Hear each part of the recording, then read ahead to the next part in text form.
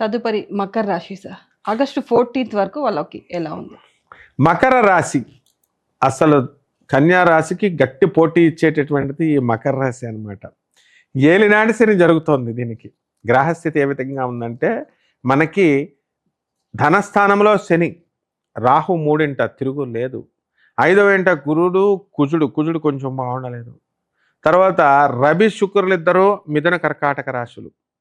తర్వాత ఇది బుధుడేమో కర్కాటక సింహ రాశులు. కేతువు భాగ్యంలో ఉన్నాడు. భాగ్యమే భాగ్యం మకర రాశి వాళ్ళకి. భార్యాభర్తల మధ్య గొడవలు జరుగుతున్నాయి. వీళ్ళకి కోర్టుల వరకు వెళ్ళిపోయారు.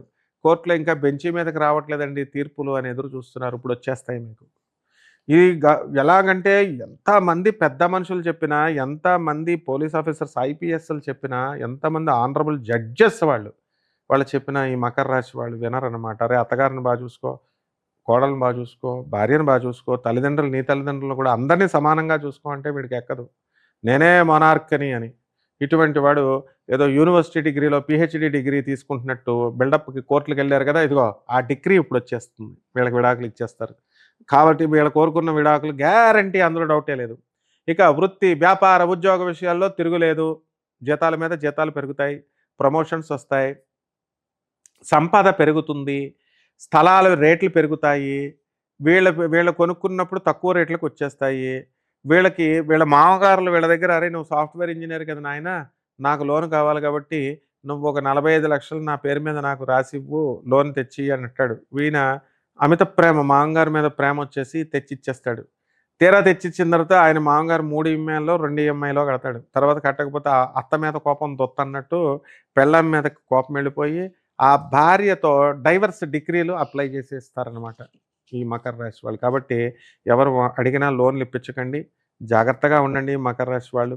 అలాగే మీరు చక్కగా ఇళ్ళు ఆల్రెడీ కొనేశారు, ఈఎంఐలు జాగ్రత్తగా కట్టుకుంటున్నారు, అయినా సరే ఫైనాన్షియల్ ప్రాబ్లం అంటూనే ఉంటాడు. అంబానీ కూడా ఫైనాన్షియల్ ప్రాబ్లమ్స్ ఉన్నాయి ఇప్పుడు కూడా. కాబట్టి ఈ విధంగా ఎవ్వరు ఫైనాన్షియల్ ప్రాబ్లమ్స్ లేనివాడు ఉండడు అనమాట. మకర రాశి వాళ్ళు ఒక్కళ్ళే ఉంటారు హ్యాపీగా, ఏదో చిన్న మైనర్ ఫైనాన్షియల్ ప్రాబ్లమ్స్. తర్వాత వీళ్ళకి కేతువు చాలా బాగున్నాడు కాబట్టి సర్జరీల వల్ల వీళ్ళు బ్రహ్మాండంగా బాగుపడతారు, సక్సెస్ అవుతారు వీళ్ళు. సర్జరీల వల్ల బాగుపడటండి అంటే మనకి నేను చెప్తాను, ఆపరేషన్స్ అప్పుడు హెల్త్ ప్రాబ్లమ్స్ ఎవరికైనా వస్తాయి. ఒక ఆమెకి ఎముక కొంచెం ఎక్స్పాన్షన్ అయింది. ఎముక ఎక్స్పాన్షన్ అయితే అమ్మ సర్జరీ చేసుకో, నీకు ప్రాబ్లం ఫుల్ సాల్వ్డ్ అని చెప్పాను నేను.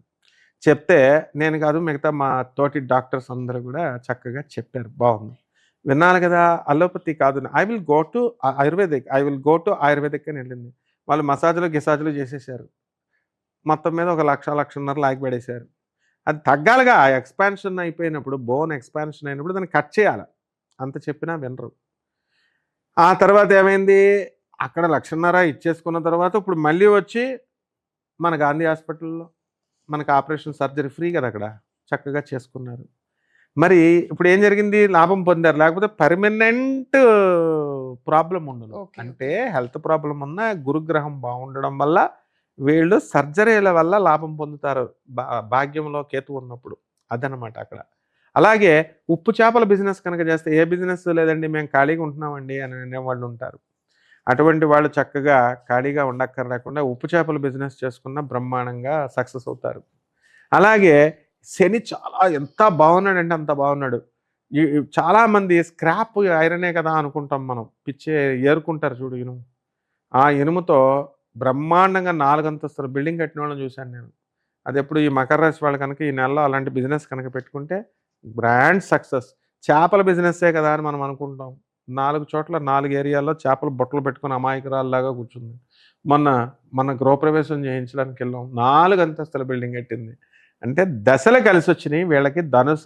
ఈ మకర రాశి వాళ్ళకి తిరుగులేని కోటీశ్వర్లు అయిపోతారు, ఒక్క పెళ్ళాం డైవర్స్ ఇవ్వడం తప్ప. ఎందుకంటే వీళ్ళు అదే కోరుకున్నారుగా, అది వచ్చేస్తుంది. కాబట్టి కొత్తగా నూతన వివాహాలు కూడా అవ్వడానికి అవకాశాలు ఉన్నాయి, ఎవరెవరికైతే కావాలనుకుంటున్నారో. అందువల్ల మనం ఏం చెప్పాలంటే, దయచేసి ఆనరబుల్ జడ్జెస్ చెప్పేది, ఐపీఎస్ ఆఫీసర్స్ చెప్పేది, పెద్ద మనుషులు మీ మంచి కోసం చెప్తున్నారు కాబట్టి ఈ ఒక్క విషయంలో మీరు వినండి. వీలున్నంత వరకు విడాకులు తీసుకోకండి, మంచిగా ముందుకెళ్ళిపోండి. మిగతా అన్ని విషయాలు చాలా బాగుంది. Okay sir.